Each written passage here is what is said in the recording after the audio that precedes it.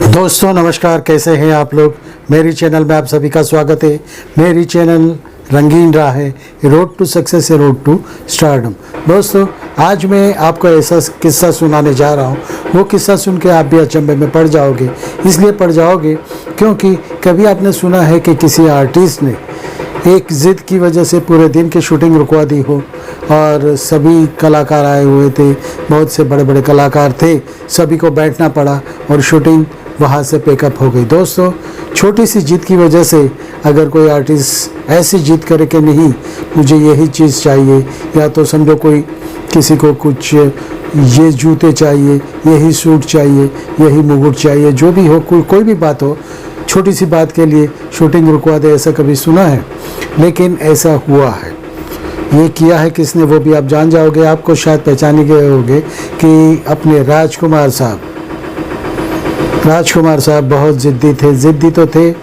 और आपको शायद मालूम होगा कि वो जो फिल्म में आने से पहले वो पुलिस इंस्पेक्टर थे, तो अकड़ तो वही थी, वो जिद वही रहती थी। लेकिन वो जिद सब जगह नहीं चलती। उसकी वजह से आज लोगों को उनको ये नज़र से देखते कि ये आर्टिस्ट नहीं थे, ये तो ज़िद्दी थे। और ऐसी ज़िद चलती नहीं है। जहाँ पे मेल मिलाप होना ज़रूरी है, सब कुछ होना ज़रूरी है, अपनी अकड़ अपने घर रखनी चाहिए। तो दोस्तों एक बार ऐसा हुआ था, राजकुमार साहब शूट कर रहे थे, साथ में धर्म साहब भी थे और बहुत से कलाकार थे। मैं उस शूटिंग के बारे में आपको बताऊंगा।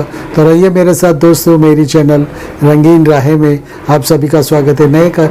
अगर आप नए हो तो मेरी नीचे जो चैनल का लोगो आता है उसे सब्सक्राइब कीजिए और बाजू का लाल बटन दबा दीजिए। दोस्तों आज का वीडियो शुरू करते हैं।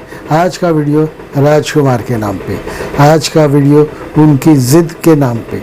दोस्तों आज का वीडियो शुरू करते हैं। बात कुछ 1968 की है, 1968 की है, जब राजकुमार साहब शूटिंग कर रहे थे। राजकुमार के साथ हालांकि ये फिल्म के बारे में बता दूं, ये फिल्म सबसे ज़्यादा, यानी उस वक्त तीसरी फिल्म ये थी जो सबसे ज़्यादा कमाई की थी और अच्छे रिकॉर्ड्स बनाए थे। फिल्म में राजकुमार के साथ मनोज कुमार, वहीदा रहमान, ललिता पवार जैसे बड़े कलाकार भी नज़र आए थे। लेकिन उनकी एक ज़िद की वजह से वो शूटिंग रुक गई थी। उस दिन की शूटिंग रुक गई थी। शायद वो अपने आप को डायरेक्टर से भी बड़ा समझते थे, या तो किसी को कुछ समझते ही नहीं थे। राजकुमार का ये नखरा सभी लोग पहचान नहीं, लेकिन सभी लोग उनको ठीक है राजकुमार है, लेकिन उनसे डरते भी थे। वो उस दिन उन्होंने क्यों रोक दी थी फिल्म की शूटिंग, उसके बारे में बताता हूँ। दोस्तों रहिए मेरे साथ, आपका दोस्त, आपका होस्ट विपिन कुमार। दोस्तों ये फिल्म कौन सी थी शायद आप पहचान गए होंगे। ये फिल्म थी नीलकमल। दोस्तों नीलकमल में राजकुमार, मनोज कुमार, वहीदा रहमान और ललिता पवार जैसे बड़े कलाकार थे। तो पहले दिन ऐसा हुआ कि राजकुमार एक बहुत ही बड़े घराने के रईस दिखाए गए हैं। तो पहले तो उन्होंने सेट पे आके कहा कि मेरे कपड़े कहाँ हैं, दिखाइए। कपड़े दिखाए, वो नानू करके पहन लिए और बोले कि मैं एक शहंशाह जैसा, मेरी रियासत है, मैं बहुत बड़ा आदमी हूँ, बहुत बड़ा रईस हूँ, तो मुझे जो गहने, ये क्या नकली गहने मेरे लिए लाए हो? मैं नकली गहने नहीं पहनूंगा, मैं राजकुमार हूँ, नाम है मेरा राजकुमार, और इसमें भी तो मैं एक सियासत का मालिक बना हूँ। तो दोस्तों वैसा करके उन्होंने काम करने से रोक लिया। मैं आज शूटिंग नहीं करूँगा, मेकअप लगा के तैयार थे, लेकिन मैं काम नहीं करूँगा आज। कपड़े तो ठीक है चलो चलेगा, लेकिन गहने मुझे असली ही चाहिए। अपनी आवाज़ में कहा, जानी मुझे तो मैं असली लगना चाहता हूँ, इसलिए मुझे गहने भी असली चाहिए। डायरेक्टर और सब जो शूटिंग में थे, स्पॉट बॉय थे, सभी लोग डर गए कि ये क्या हो गया। तो पहले दिन की शूटिंग तो क्योंकि ऐसे जैसे उसी टाइप के वैसे ही गहने असली कहाँ से लाते, वो बनाने के लिए भी तो 1-2 दिन चाहिए। तो उस दिन तो शूटिंग ठप हो गई। नीलम लोगों ने कहा था कि राजकुमार को आप ले तो रहे हो, लेकिन संभालना पड़ेगा, उसका मूड संभालना पड़ेगा। तो डायरेक्टर ने कहा था हाँ संभाल लेंगे, लेकिन किसे मालूम था कि ये नकली गहने की वजह से वो शूटिंग रोक लेंगे, और कहा जब तक असली गहने नहीं आएंगे मैं शूटिंग नहीं करूँगा। दोस्तों उस दिन तो पैकअप हो गया।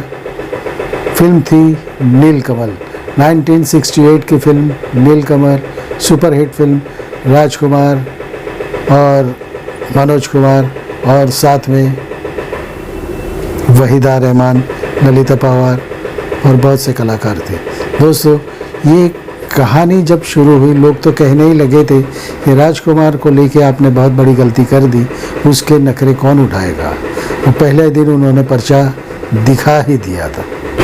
दोस्तों पहले दिन की शूटिंग तो रुक गई, दूसरे दिन उन्हें नुक्स तो निकालना ही था, तो दूसरे दिन भी उन्होंने शूटिंग शुरू की।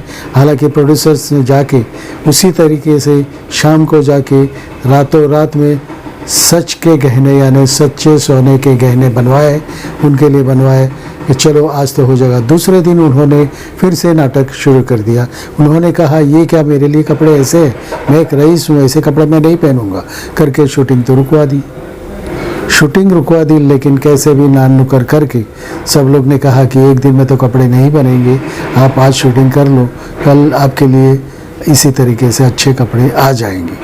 हालांकि राजकुमार तो राजकुमार ही थे, तो अपनी अकड़ तो दिखाई और ऐसे जैसे कि पूरे यूनिट पे छा जाने चाहते थे। डायरेक्टर को पहले ही दिन उन्होंने दबा के रखने की कोशिश की थी। हालांकि शूटिंग तो कर ली, दूसरे दिन शूटिंग शुरू हो गई थी कि हालांकि सभी लोगों को परेशानी में डाल दिया था।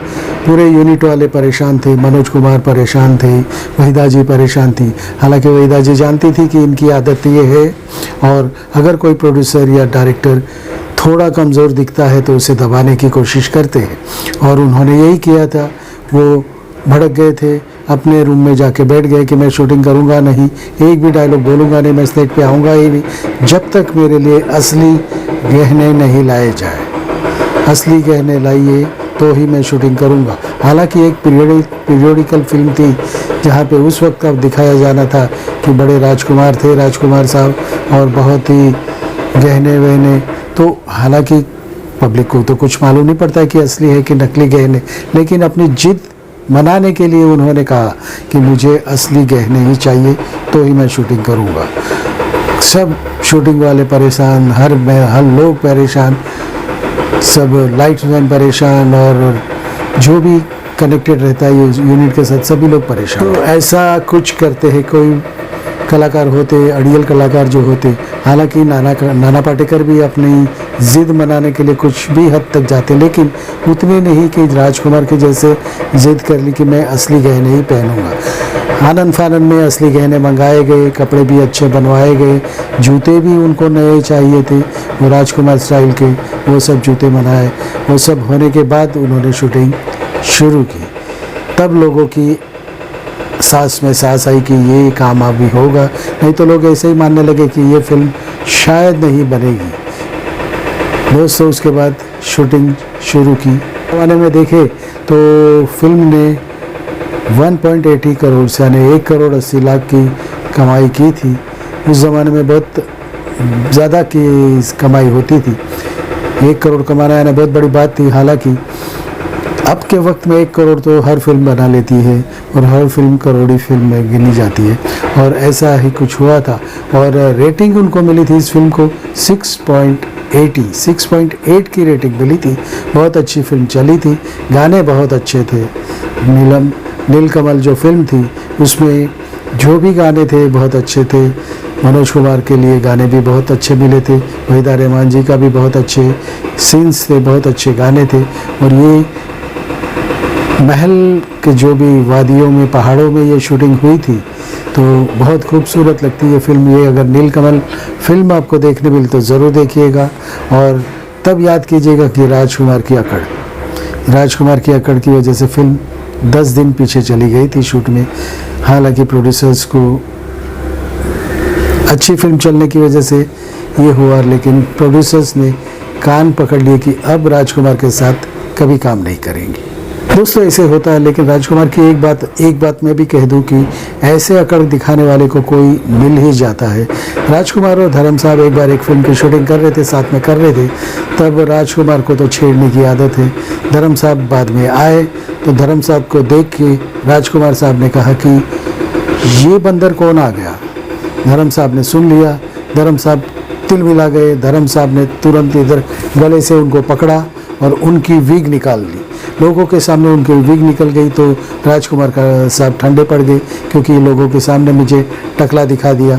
और मारने के लिए जब हाथ उठाया तो कैसे भी लोग बीच में पड़ के उनको छुड़ा दिया। उसके बाद राजकुमार कभी धर्म के साथ में, धर्म आ जाता है तो दूसरे ओर चले जाते थे, क्योंकि उसे मालूम था कि ये मेरी विग उड़ा देगा और मेरी बेइज्जती हो जाएगी। हालांकि शेर पे सवा शेर मिलते, ये तो एक दूसरी बात कही, लेकिन उनकी अकड़ तो वैसी ही रही।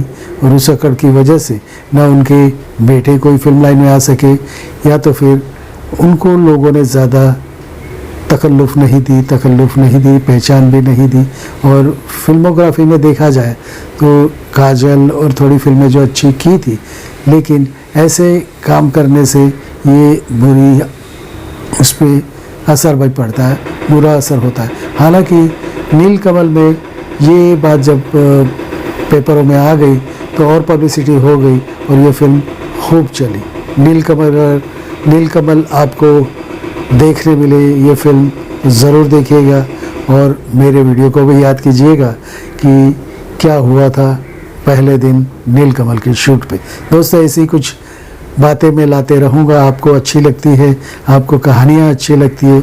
मुझे बहुत से लोग लिखते हैं किस चीज़ पे, तो आप भी लिखिए अगर आपको चाहिए कोई कहानी के बारे में, कुछ फिल्म के बारे में, कुछ एक्टर के बारे में, या बॉलीवुड की कोई बातें जानना चाहते हो, एक्टिंग के बारे में भी अगर जानना चाहते हो तो मुझे लिखिए, मैं वीडियो बनाऊँगा। दोस्तों आपका दोस्त, आपका होस्ट विपिन कुमार, ऐसे ही मिलेंगे अगले वीडियो में। दोस्तों नीचे जो लोगो आता है उसे सब्सक्राइब कीजिए अगर आप नए हो। दोस्तों भारत माता की जय, Vande Mataram. I love you friends, I love new friends. दोस्तों आप लोगों का प्यार सर आंखों पे।